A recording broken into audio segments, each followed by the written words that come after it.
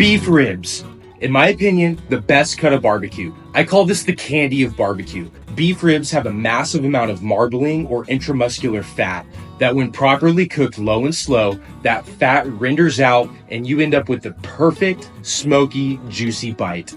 To top it all off, you end up with a smoky, peppery bark. And each bite, well, let's just say it's a mammoth mountain of meat. Dare I say these are better than brisket, and easier too. First, we got a rack of short ribs. You can either go with chuck short ribs or plate short ribs. These ones are chuck. Both kinds are gonna smoke up just fine. These are really easy because very little trimming is required. I leave this fat cap on, and the only trimming that I do is to round out these little corner sections so they don't burn.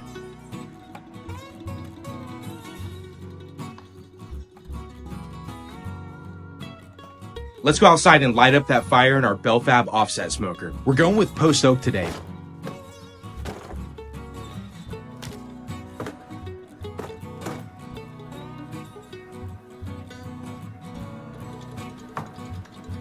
For this size backyard offset, we try to split our wood about the same width as a Coke can.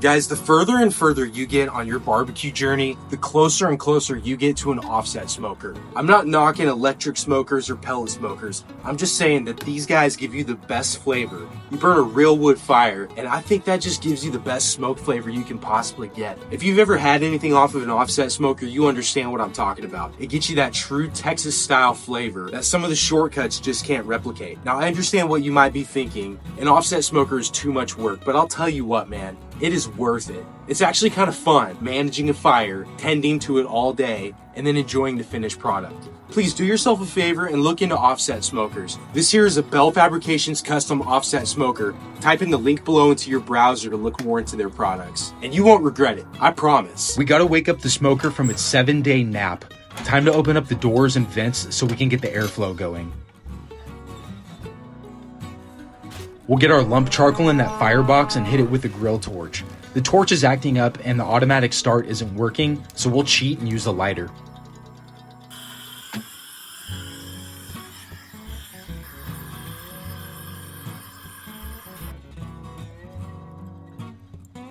We put our post oak splits on in a lattice formation so there's good airflow and these splits will ignite. We'll keep the smoker open for now and get those logs fired up and our coal bed raging hot. We'll also get a water pan in on this cook. We gotta make our rub. We'll go in with 8 parts 16 mesh black pepper, 3 parts Lowry's, 3 parts diamond crystal kosher salt, and 1 part granulated garlic.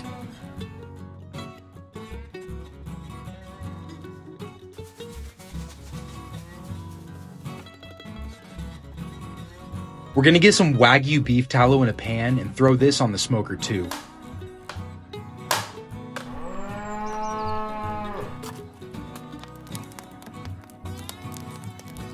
Let's go ahead and get this rub on. We've got 4 racks of beef ribs we're doing today. I do the backside first, then we'll flip it over and get the presentation side.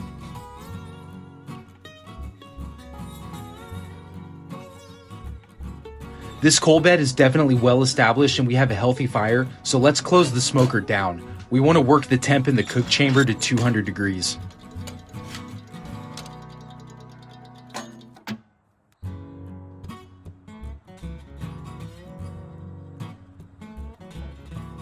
This video is brought to you by our sponsor, Woodchuck Firewood. Woodchuck has all kinds of different wood. They're based out of Valley Center, Kansas, but they ship their wood all over the country. If you're on the lookout for wood splits that you need for your barbecue, fire pit, or fireplace, Woodchuck Firewood is your one-stop shop. Type in the link below to access their website to contact them and make an order, and they'll take good care of you. The smoker's at 200, so let's get these beef ribs on.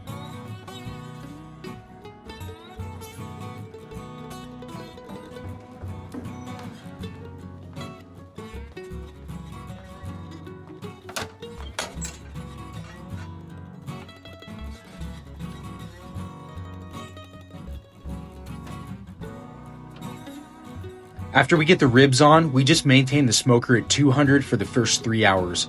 Our goal here is to build as much smoke flavor as possible and start building bark, and we do that by applying smoke at a lower temp. If we cook too hot, we won't build as much smoke flavor and we risk burning the ribs. I like to hit the smoker with some cooking spray.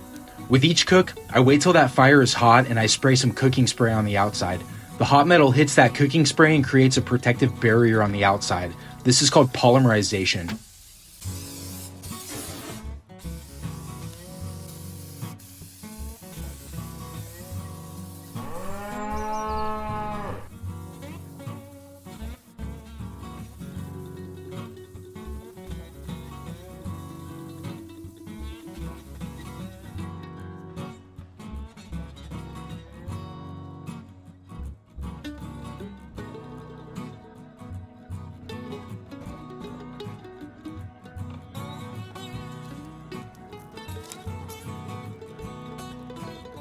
Let's check in.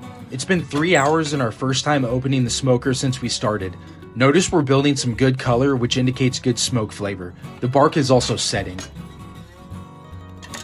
Now we add some wood splits to the fire to build it up and crank that temp to 225 to 250 for the next couple of hours. Our goal here is to still build smoke flavor and build the bark even more.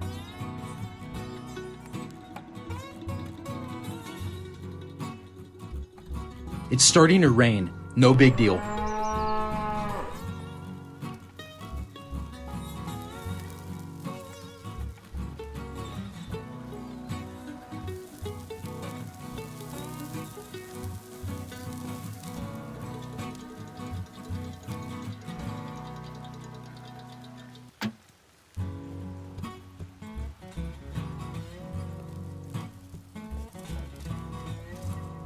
It's been a total of 6 hours now. Let's take a look.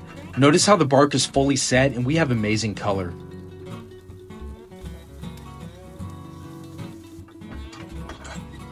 After 6 hours, we'll work on getting our temp to 250 to 275 to fully render the fat, achieve pullback on the ribs, and finish out the cook till done.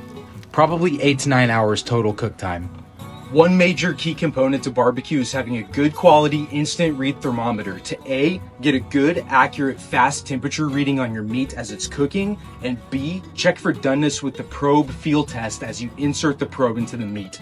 I recommend this ThermoPro Lightning to achieve this result. It's well built, durable, waterproof, gives you accurate, easy to read results quickly so you don't burn your hand inside a hot grill or leave the door open for so long waiting for the thermometer to come up that you lose heat in the cook chamber. Click on the link I've shared below in the description to purchase and type in promo code ThermoProTeam for a 15% discount. We've been checking internal temp every 30 minutes and should be around 200 or a bit above, and you want them probe tender. Now we get our butcher paper ready and spread some smoked tallow down on the paper.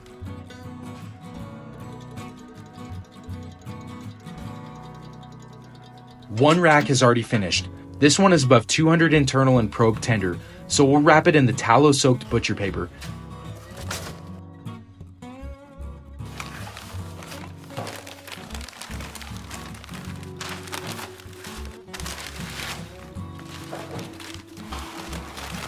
Then we'll put it on the counter and let it come down to 160 internal. The other racks are starting to finish off as well. Once they've come down to 150 to 160 on the counter, I like a good long overnight hold in the warming oven.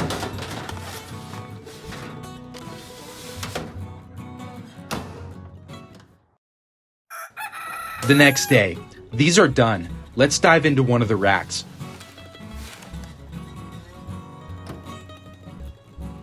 The rest we'll save for a party later in the day.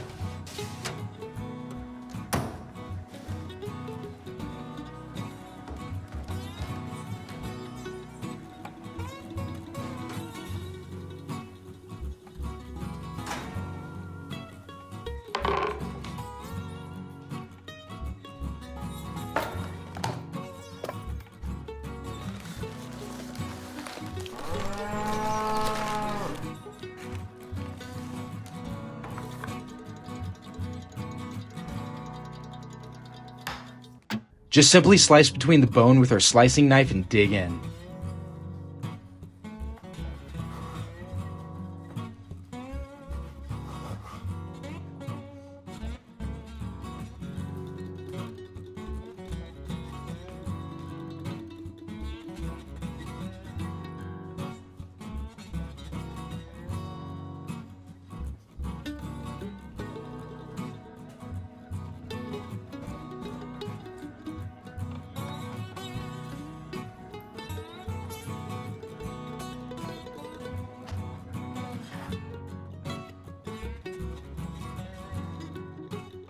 That is how we make dino ribs at Fire and Ferment. If you like this type of content, you want to see more of it, hit that like button, subscribe to the channel, and click on that little bell icon so you don't miss any new content. I love you guys, and stick around.